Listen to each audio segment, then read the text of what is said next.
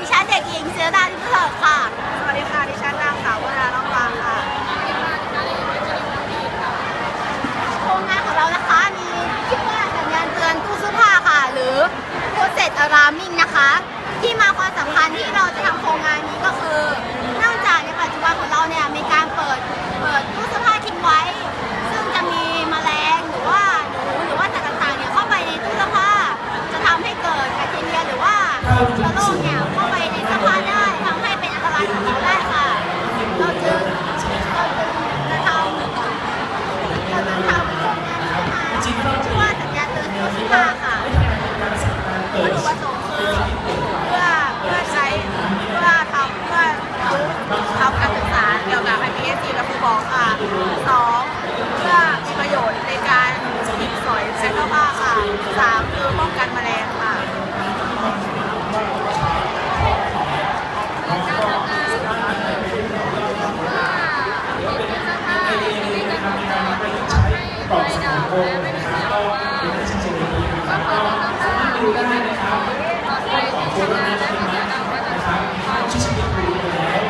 อุปกรณ์มี1เมนบอร์ด2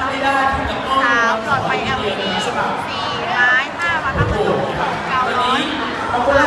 หลักการในทำงานของตู้เสื้อผ้าของเรานะคะคือ